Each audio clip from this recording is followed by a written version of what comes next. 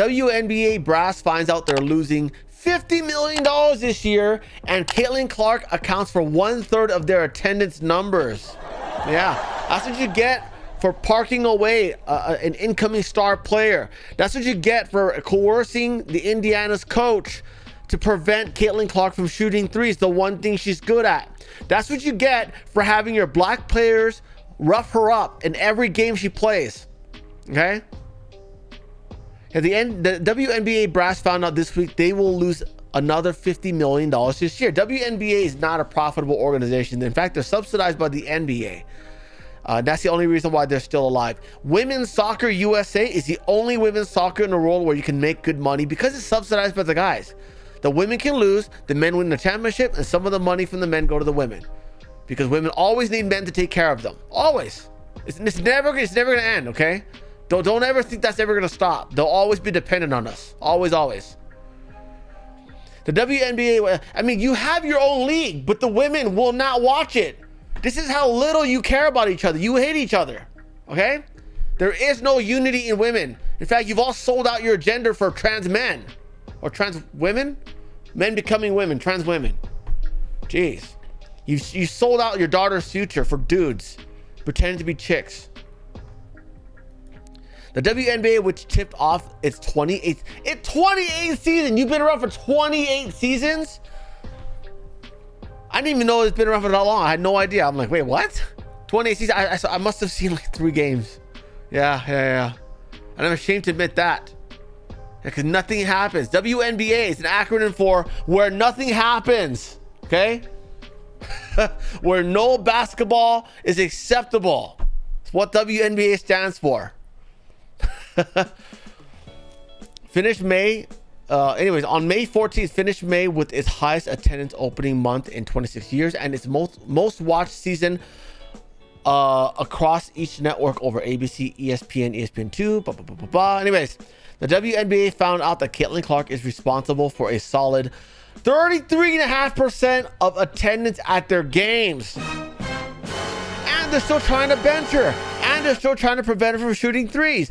And they kept her out of the Olympic team because they are racist, guys. It is a racist league, okay? It is a racist league run by people who cry about being unincluded in things. We want to be included. We want you to be more inclusive. We want you to add 150 points to our SAT scores and take 150 off the Asians, okay? Meanwhile, we don't want any Asians in our black leagues, okay? In fact, if there's ever another Asian rapper like Jin, which by the way, the movie Too Fast, Too Furious, the Asian dude that was in a movie, his name is Jin. He won the BET rap battles 12 weeks in a row, and when you win 12 weeks in a row, you're automatically retired. They give you a record contract and you are done with that competition. You're not a professional rapper, a signed rapper, okay? He had to leave the country because the black community threatened to kill him for getting in on their shit, okay?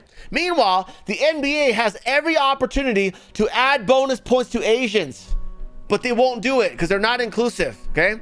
Our 3-pointer should be worth 5. Our dunk should be worth 4. Give me a break. You are not inclusive, black people. And we want to be inclusive. We want to pretend we're smart too. We want to pretend we're athletic. Give us bonus points. Include us. How about that?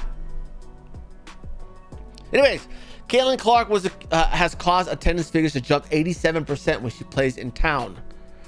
Yeah, but meanwhile, they don't care. They're like, oh, we want to be broke. We want to be broke. Yeah, okay, be broke. Go ahead. Caitlyn Clark, you should play in Russia. They pay $1 million. And you're good. Yeah, and also Russia, yeah, they still protect their own people. Unlike our government, who just sells out whites and Asians. 20,000 fans came out to see Caitlyn Clark play in Washington, D.C. on Friday. More fans than there were at the NBA playoffs. Really? Wow. 20,000 fans came out to see Caitlyn Clark play in D.C. on Friday. More fans than were at the NBA playoffs on Friday night for the dudes. Jeez. Yeah, you should go play in Russia, Caitlyn. They pay a lot more. I mean, everyone should boycott the NBA. We've been saying that for like 4 years, right? Ever since the whole BLM stuff, right? This also happens to be the same week the WNBA brass told Caitlyn Clark fans to kiss off and go away. The WNBA brass told Caitlyn Clark fans, we don't need you. We don't even want you. You hear that, white people? You hear that?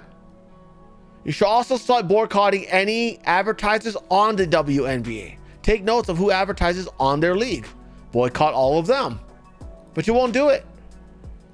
We're busy organizing flotillas, eh? Yeah, and our RV trips, yeah? Vacations, yeah? The greatest collegiate player in history who broke nearly every man and women's basketball scoring and assist records while at the University of Iowa will not be on the Olympics team because it is run by a bunch of racists, okay? Pot-smoking drug lord and Russian felon Brittany Griner, aka Brett Griner, had only played in one game at the time of the selection and scored 11 points this year. He will be on the team, on the women's team. Yeah. Diana Taurasi, who has played on 6 Olympic teams, made the 2024 squad at age 41. But not the greatest female basketball sensation of all time, Caitlyn Clark.